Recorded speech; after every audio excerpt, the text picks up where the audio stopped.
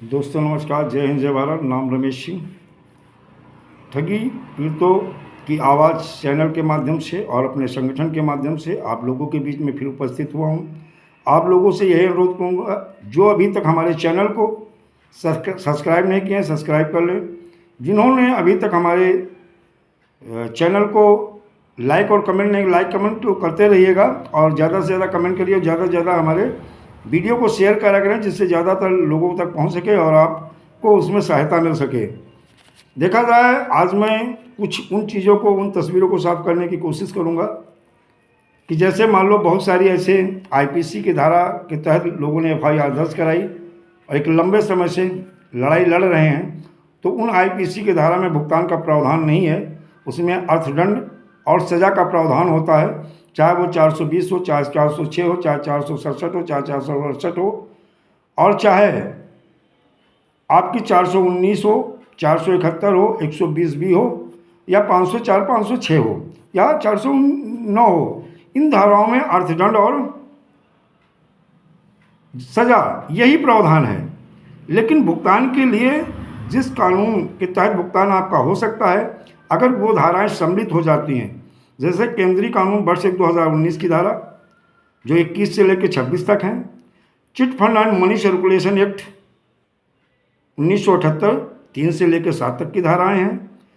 अगर ये धारा या पीआईडी एक्ट जो लोकल राज्य का कानून है, उसकी धारा अगर सम्मिलित होती जाती, जिसे हम बोलते हैं वित्तीय अधिष्ठान जमाकर्ता हित संरक्षण अधिनियम।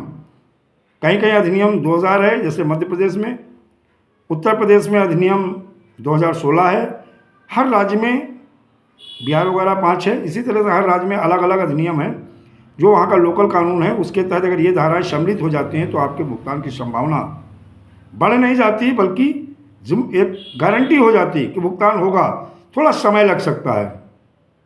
दोस्तों एक चीज़ और मैं आपको बताना चाहूँगा कि बहुत सारे लोग चिल्लाते हैं, गीत गाते रहते हैं कि नहीं 180 दिन में 2 से 3 गुना भुगतान हो जाएगा।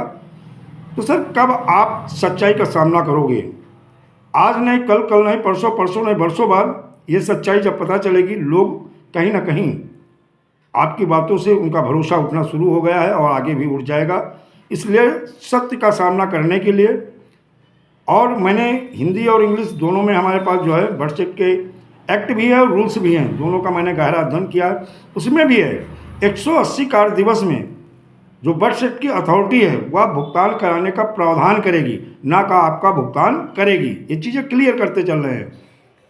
अब 2 से 3 गुना उसमें लिखा हुआ है, लेकिन उसमें भी कंडीशनें हैं, आप समझ लीजिएगा।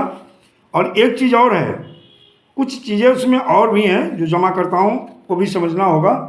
अगर झूठी शिकायत पर एफआईआर व जुर्माना यदि यह प्रमाणित हो जाए कि किसी व्यक्ति ने जानबूझकर या द्वेषपूर्वक कोई शिकायत की, तो उसके खिलाफ जिला, मंडल व राज्य स्तरीय समितियों के अध्यक्ष या सक्षम प्राधिकारी के निर्देश पर एफआईआर कराई जा सकेगी। और इसी तरह यदि कोई दुर्भावनापूर्वक तथ्य सामने आते हैं तो 1 लाख रुपए तक का दंड भी लगेगा।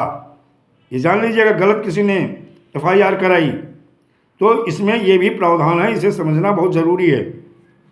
बर्थ एक्ट में जो अभी उत्तर प्रदेश की राज्य सरकार ने ऐसा किया है कि अनियमित निरपेक्ष स्कीम पाबंदी अधिनियम 2019 के तहत दर्ज मामलों की विवेचना जो 90 दिन थी में पूरी करनी थी होगी, ये था। लेकिन अपराध यानी परिस्थितियों को देखते हुए विषम परिस्थितियों में विवेचना अवधि 90 दिन बढ़ाई जा सकेगी, लेकिन किसी भी स्थिति में 180 दिन से अधिक का विस्तार नहीं किया जाएगा। यानी कुल मिला के अब यह समय जो हो गया वो विवेचना का हो गया। ये 180 कार्य दिवस में 2 से 3 गुना भुगतान का नहीं है, ये मात्र विवेचना का समय है। इस चीज़ को क्लियर करना चाह रहे हैं। जो बार बार लोग चिल्ला रहे हैं, और आप देख रहे हो लगभग 2 साल से चिल्लाया जा रहा है कि 180 दिन में आपका 2 से 3 गुना भुगतान हो जाएगा। और कहीं ना कहीं मेरे भी वीडियो में आपने सुना होगा, मैं भी यही कह रहा था। लेकिन जैसे जैसे इनकी गहराइयों में जाते गए और आखिर देखा गया कि वर्ष 2019 कानून तो बन गया, लागू हो गया, लेकिन इसकी अनुपालना सुनिश्चित नहीं हुई है। जब अनुपालना सुनिश्चित नहीं हुई, उसके तहत उसकी धाराएं नहीं सम्मिलित की गई हैं, तो आपका 180 कार्य दिवस में भुगतान संभव नहीं है।